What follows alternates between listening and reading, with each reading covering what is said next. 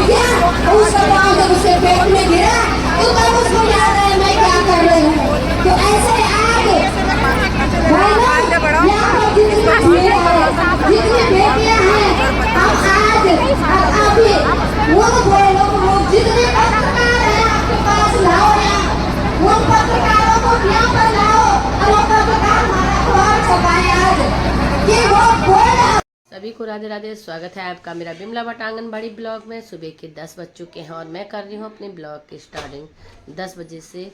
तो मैं हूँ एक आंगनबाड़ी कार्यकर्ती, मेरा केंद्र का नाम है मासोवन, थालीसर पौड़ी गढ़वाल, उत्तराखंड से हूँ। तो हम लोगों ने 17 तारीख को, इसी 17 मार्च को, 17 तारीख को हमने आंदोलन किया था, जिसमें कि हमारा रिजल्ट बहुत अच्छा रहा और हम लोगों ने आंदोलन किया एक शांति ढंग से, शांतिपूर्ण ढंग से।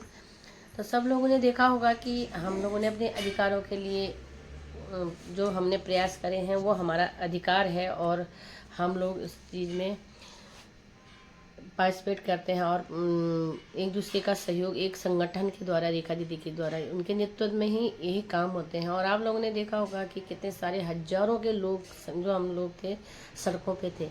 लेकिन कहने का मतलब ये होता है हमारा कि एक आंगनबाड़ी कार्यकर्ती होने के नाते हम सरकार को कई गलत शब्द का प्रयोग नहीं करना चाहिए और ना हम करते हैं। हमें अपने मांगों को लेकर सड़कों पे गए और हमने उसका विरोध इसलिए किया क्योंकि हमारा जो काम होता है, अतिरिक्त काम होते हैं विभाग से, हमें अतिरिक्त काम, पंचायत मंत्री वाले काम होते हैं या वेलो का काम होता है या हमारे जितने भी अतिरिक्त विभागों के काम होते हैं, इसके विरोध में थोड़ा करना पड़ता है और हम इसका आवाज़ हमको उठानी पड़ती है और उठाना भी ज़रूरी होता है।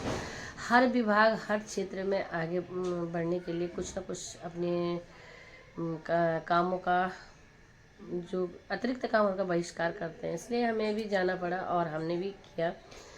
तो मेरे वीडियो बनाने का मकसद ये होता है कि हम लोग एक आंगनबाड़ी कार्यकर्ती होने के अनुसार हमें जो हर साल पदोन्नति होती है उसमें होनी चाहिए, हर साल होनी चाहिए, क्योंकि कुछ लड़कियां आंगनबाड़ी कार्यकर्तियां जो होती हैं वो पढ़ी लिखी होती हैं और उस हिसाब से उनका काम बहुत ज़्यादा होता है।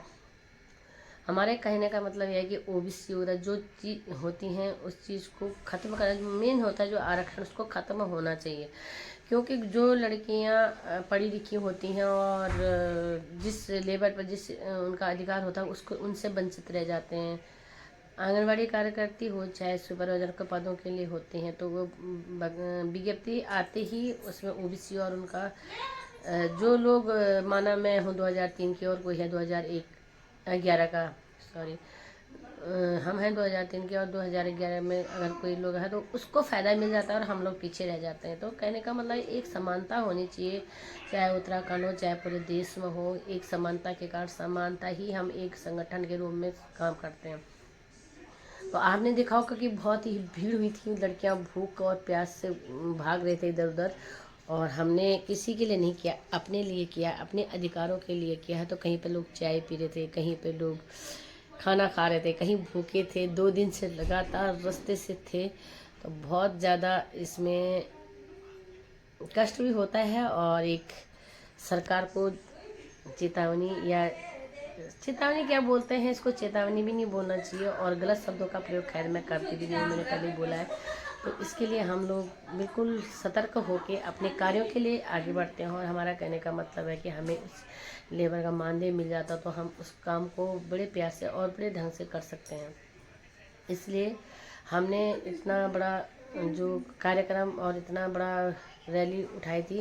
तो ये हम गांधी पार्क से गए थे, सारी लड़कियां आंगनबाड़ी वहाँ पे इकट्ठी हुई थी और इकट्ठे होकर हम सब लोग सड़कों में गए और सारे कम से कम 5-6 किलोमीटर की दूरी पर ही मुख्यमंत्री आवास है और हम वहाँ पे गए और वहाँ पे जाके हमने प्यार से धरना प्रदर्शन किया और मुख्यमंत्री के यहाँ एक ज्ञापन दिया। तो जिसमें कि रेखा दीदी, जो हमारी रेखा नेगी प्रदेश अध्यक्ष हैं, उनके नेतृत्व में कुछ जिलाओं से जितने जिला अध्यक्ष हैं वो लोग गए। हम तो ब्लॉक अध्यक्ष हैं तो हम पीछे रह गए हैं। तो इसके नेतागिरी करना हमारा काम नहीं है, हमारे अपने अधिकारों के लिए आवाज़ उठाना सबसे बड़ा काम है। नेतागिरी तो नेतागिरी की जगह में काम आता है, और लेकिन जो हमारे अधिकार होते हैं उसके लिए हम सब के लिए गए हैं। किसी आंगनबाड़ी कार्यकर्ता का पर्सनल नहीं है। और बहुत ही अच्छे ढंग से मुख्यमंत्री जी ने हमें आश्वासन दिया और बोला कि जो हमारी एक फाइल है वो केंद्र सरकार के लिए जा चुकी है और हमारा जो हर मानदेय है महीने का वो हमें टाइम से मिलेगा, क्योंकि 4-4, 5-5 महीने तक हमें मानदेय नहीं मिलता। उसका कारण वही होता है। और मेन है हमारा फ़ोटो कैप्चरिंग, क्योंकि हमें फ़ोन मिलेंगे और नेट मिलेगा तो हमें काम करने में कोई दिक्कत नहीं है। क्योंकि जो हमारा अपना फ़ोन होता है ये तो हैंग ऐसे हो जाते हैं। आंगनबाड़ी कार्यकर्ता के बाद कितने का फ़ोन होगा, क्या होगा, किस हिसाब से काम होगा, इसकी वजह से परेशानियां होती हैं।